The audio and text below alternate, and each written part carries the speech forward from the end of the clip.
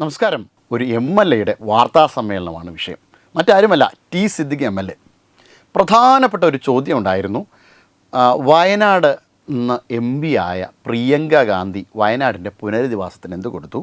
രാഹുൽ ഗാന്ധി മുൻ MP ആയിരുന്ന രാഹുൽ ഗാന്ധി എന്താണ് വയനാട് പുനരധിവാസത്തിന് നൽകിയത്? എത്ര രൂപ കൊടുത്തു എന്നതായിരുന്നു ചോദ്യം. അപ്പോൾ ഈ ചോദ്യത്തിന് കൊടുത്ത മറുപടി പറഞ്ഞല്ലോ, കർണാടക സർക്കാർ 20 കോടി രൂപ കൈമാറി. അപ്പോൾ അടുത്ത ചോദ്യം വീണ്ടും വരുന്നു, 10 കോടിയല്ലേ കൊടുത്തുള്ളൂ എന്ന്. അത് മറ്റു സംസ്ഥാനങ്ങളും കൊടുത്തിട്ടുണ്ടല്ലോ എന്ന്. അതല്ലേ പറഞ്ഞത് കർണാടക സർക്കാർ 20 കോടി കൈമാറി എന്ന്. ഇങ്ങനെ വീണ്ടും ചക്ക എന്ന് ചോദിക്കുമ്പോൾ ചുക്കെന്ന് മറുപടി പറയുന്ന ഒരു രീതി. കമ്പിളിപ്പുതപ്പ് എന്ന് പറഞ്ഞ് തടി തപ്പുന്ന ഒരു സമീപനമായിരുന്നു അദ്ദേഹം കാഴ്ചവെച്ചത്. വളരെ രസകരമെന്ന് ആ വാർത്താ സമ്മേളനം കാണുമ്പോഴാണ് അത് കുറച്ചും കൂടെ ചിരി ഉണർത്തുക. എന്തായാലും അടുത്ത വീണ്ടും ചോദ്യം ഉണ്ടാകുന്നുണ്ട്. കർണാടക സർക്കാരിൻ്റെ കാര്യമല്ലല്ലോ, MPമാരായിരുന്ന രാഹുൽ ഗാന്ധിയും പ്രിയങ്ക ഗാന്ധിയും MP ഫണ്ടിൽ നിന്ന് എന്ത് കൊടുത്തു എന്നല്ലേ ചോദ്യം. അതല്ലേ ഞാൻ പറഞ്ഞത് കർണാടക സർക്കാർ 20 കോടി കൊടുക്കാമെന്ന് പറഞ്ഞു എന്ന്.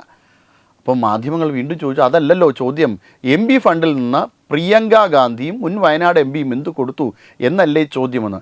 നിങ്ങൾ ചോദിക്കുന്നതിനൊന്നും എനിക്ക് മറുപടി പറയാൻ പറ്റില്ല, എൻ്റെ ഉത്തരം വേണമെങ്കിൽ നിങ്ങൾ കേട്ടുകൊള്ളൂ എന്നാണ്.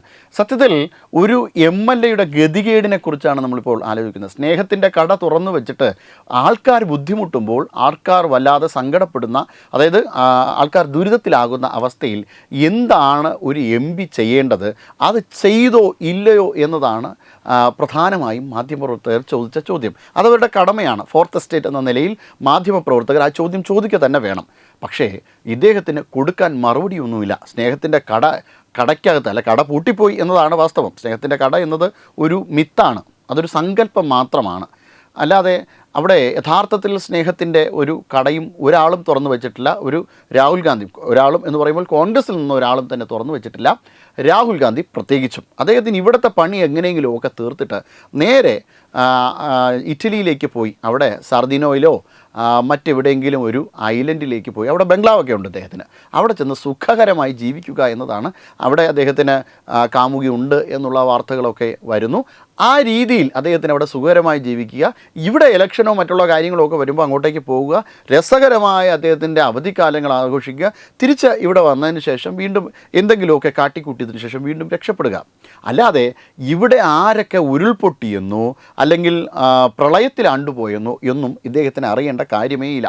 വീണ്ടും ഈ വാർത്താ സമ്മേളനം തുടരുകയാണ്. ഇദ്ദേഹം മറുപടി പറയുന്നുണ്ട്, എനിക്ക് അല്ലെങ്കിലും അറിയാം, എനിക്ക് നല്ല തൊലിക്കട്ടിയാണെന്ന് നന്നായിട്ട് അറിയാം വയനാട്ടിലെ ജനങ്ങൾക്ക്, നിങ്ങളത് കൂടുതലൊന്നും പറഞ്ഞ് ബോധ്യപ്പെടുത്തണ്ട എന്നൊക്കെ പറഞ്ഞുകൊണ്ട് തടിത്തപ്പുകയാണ് നമ്മുടെ വയനാട്ടിലത്തെ MLA ആയ ടി സിദ്ദിഖ്. എന്തായാലും വളരെ ഗംഭീരമായ ചിരി പടർത്തുന്ന ഒരു വാർത്താ സമ്മേളനമായിരുന്നു. എന്തായാലും ഇത് ഇടയ്ക്കിടയ്ക്കൊക്കെ ഇങ്ങനെ ഒരു വാർത്താ സമ്മേളനം വളരെ നല്ലതാണ്. Web desk Tatvamayi news. Brought you by Kerala AIDS control society. HIV/AIDS സംബന്ധമായ സംശയങ്ങൾക്ക് 1097 എന്ന 24 മണിക്കൂറും പ്രവർത്തിക്കുന്ന ടോൾ ഫ്രീ നമ്പറിലേക്ക് വിളിക്കുക. വാട്സാപ്പിലും ഫേസ്ബുക്കിലും ഒക്കെ സ്റ്റാറ്റസ് അപ്ഡേറ്റ് ചെയ്യാറുണ്ടല്ലോ, HIV സ്റ്റാറ്റസോ. HIV പിടിപെടാനുള്ള സാഹചര്യങ്ങളിൽ കൂടി അറിഞ്ഞോ അറിയാതെയോ കടന്നു പോയിട്ടുണ്ടാവാം. എന്ത് തന്നെയായാലും മുൻകൂട്ടി പരിശോധിച്ച് HIV സ്റ്റാറ്റസ് അറിയൂ. സൗജന്യ HIV പരിശോധനയും കൗൺസിലിങ്ങും ആരോഗ്യ കേന്ദ്രങ്ങളിൽ പ്രവർത്തിക്കുന്ന ICTC അഥവാ ജ്യോതിസ് കേന്ദ്രങ്ങളെ സമീപിക്കുക. നിങ്ങളുടെ സ്റ്റാറ്റസ് എന്തായാലും വിവരങ്ങൾ രഹസ്യമായി സൂക്ഷിക്കുന്നതായിരിക്കും.